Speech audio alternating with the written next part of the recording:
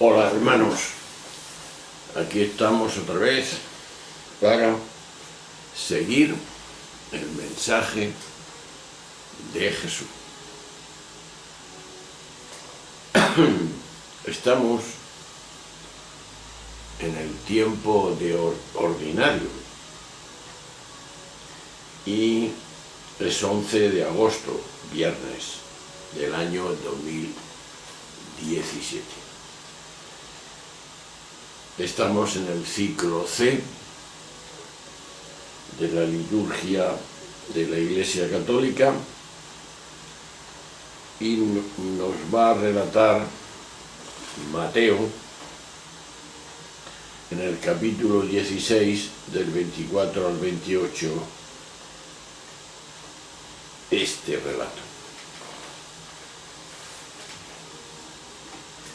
En tiempos de Jesús dijo él a sus discípulos: el que quiera venirse conmigo, que se niegue a sí mismo, que cargue con su cruz y me siga.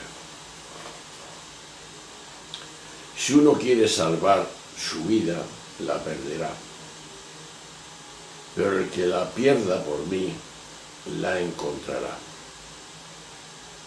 ¿De qué le sirve a un hombre ganar el mundo entero si malogra su vida? ¿O qué podrá dar para recobrarla? Porque el Hijo del Hombre vendrá entre sus ángeles con la gloria del Padre, y entonces pagará a cada uno según su conducta. Os aseguro que algunos de los aquí presentes no morirán sin haber visto llegar al Hijo del Hombre con toda majestad.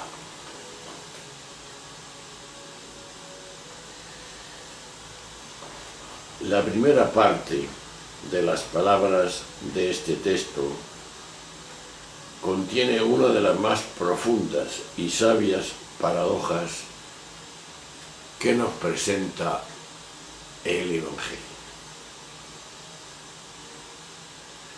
La segunda, por el contrario, parece ser un añadido de la tradición, que se refiere a Jesús como el Hijo del Hombre que vendrá con sus ángeles. Como es sabido, las primeras comunidades esperaban un inminente retorno de Jesús resucitado, hasta el punto de atreverse a afirmar que algunos de ellos alcanzarán a verlo. A su vez, entendían ese retorno, la parusía, en un clave de juicio, por el que se pagaría a cada uno según su conducta.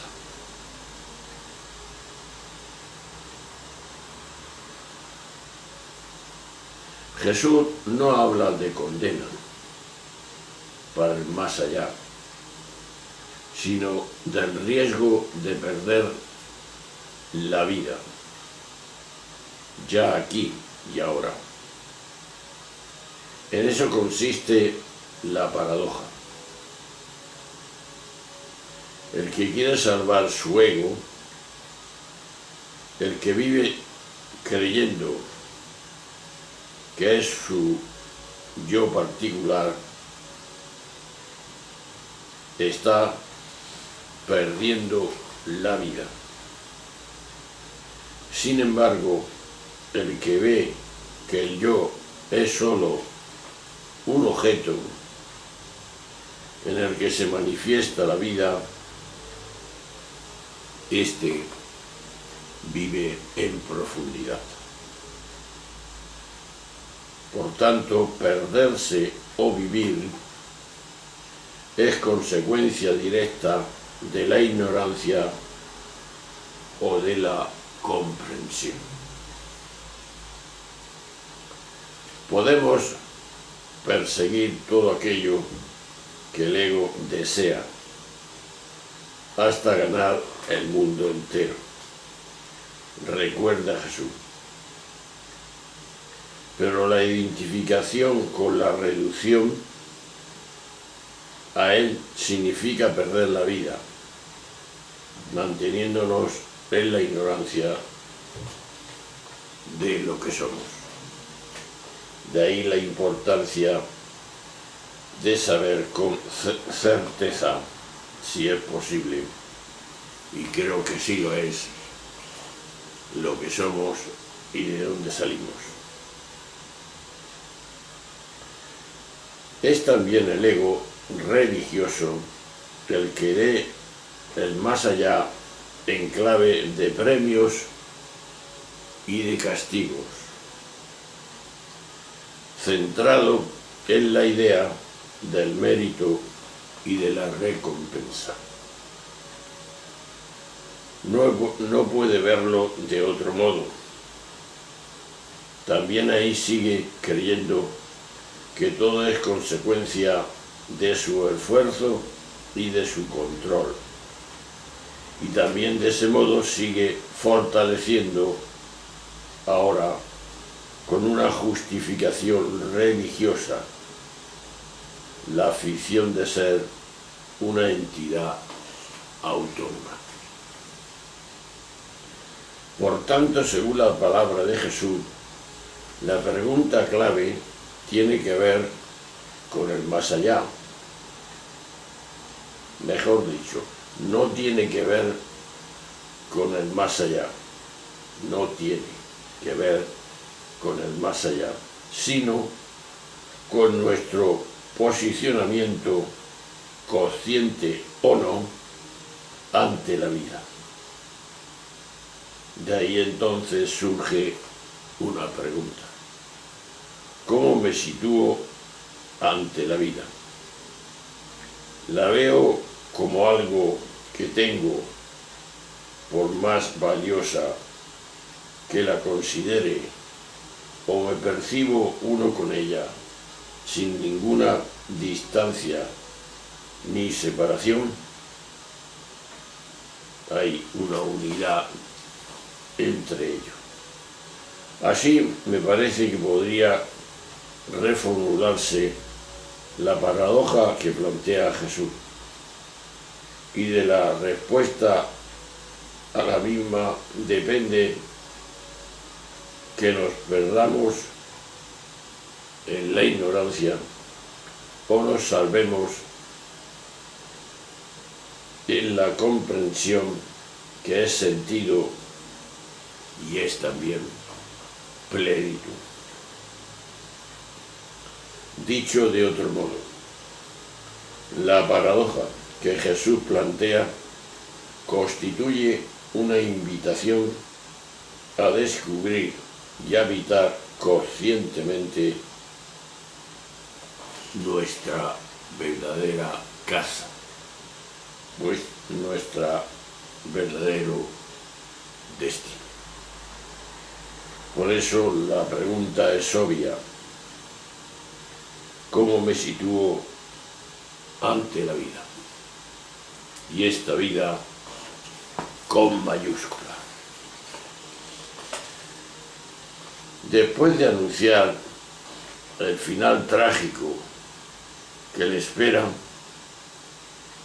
Jesús hace el anuncio proclamático de cómo entiende él la vida y el destino de todo lo que pretenda seguir el camino y la vida que él lleva en este mundo, con coherencia y fidelidad al proyecto del Hijo del Hombre, que es la plenitud del ser humano. Se trata, por tanto, de una vida que se caracteriza por el hecho extraño y sobrecogedor de ir por la vida cargando con una cruz.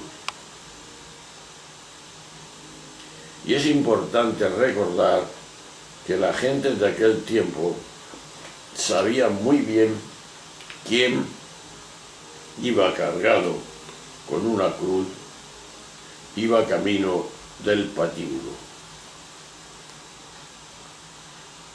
Cargados con cruces en su vida.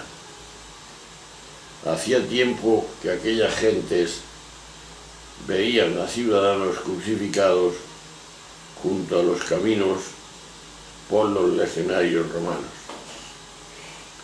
Eso era evidente en aquel tiempo. La peor, la más equivocada y la más cruel interpretación que se ha hecho de este programa de Jesús ha sido la interpretación ascética, que en definitiva consiste en pensar que Dios quiere y a Dios le agrada que los humanos pasemos la vida privados de todo lo que nos agrada, imponiéndonos renuncias y sacrificios y soportando en silencio las injusticias y atropellos que nos hacen, y al final muriendo con alegría. Inaceptable. Como es lógico, si esto fuera así, sería la peor agresión contra cualquier ser humano. Pero sería además una agresión brutal contra Dios, porque un Dios así no sería un padre, sería el más violento de todos los tiranos. Esto es lo que a mucha gente le ha expulsado de las iglesias y de las creencias religiosas, por desgracia.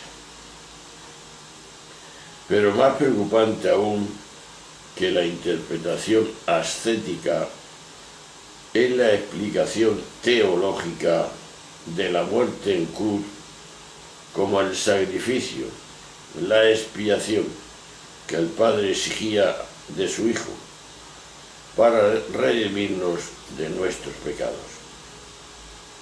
2 Corintios capítulo 5, 21, Romanos 3, 24, 26.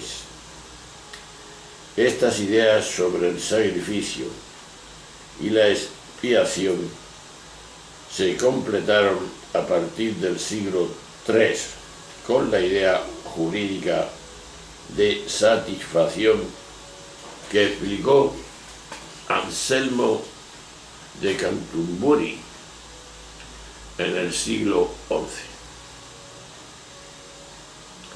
San Pablo, que había sido educado en la religión de Israel, creyó toda su vida en el Dios de Abraham, el Dios de los padres.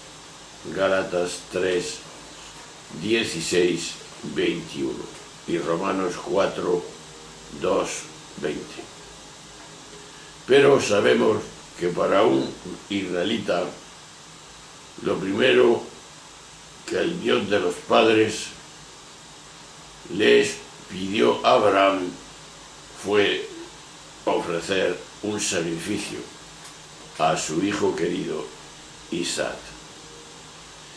El Padre del que siempre habló Jesús no es ya la representación de Dios de la religión, sino la revelación del Padre de la misericordia que se nos reveló en Jesús.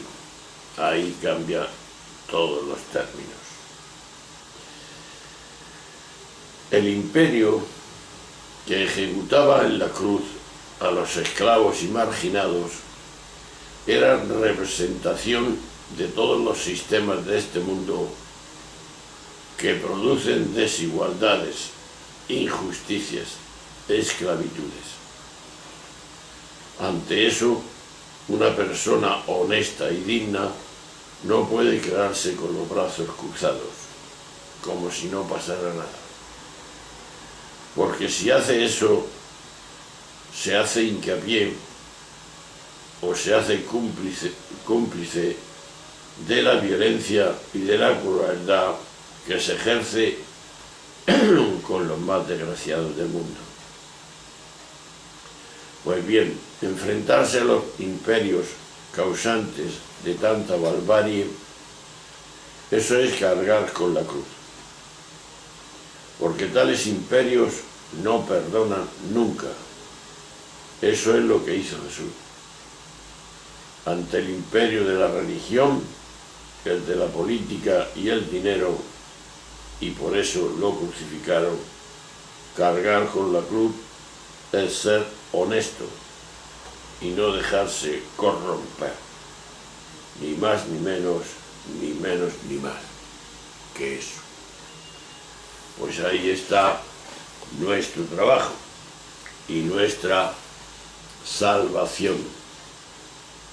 ¿Cómo me sitúo ante la vida?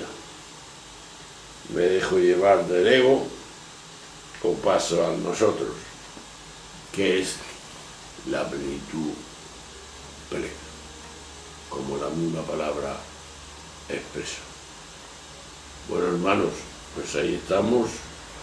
Tenemos que elegir, como siempre, para esperar con el tiempo la venida del Hijo del Hombre en su majestad. Pero eso no sabemos nada y solamente esperamos. Mientras, tenemos que cuidar la tierra que nos ha tocado vivir para que podamos desarrollarnos como hijos de Dios, y lo somos, y llevar a plenitud la plenitud que cada uno somos en el pensamiento de Dios. Un saludo, un abrazo, hasta siempre. Adiós.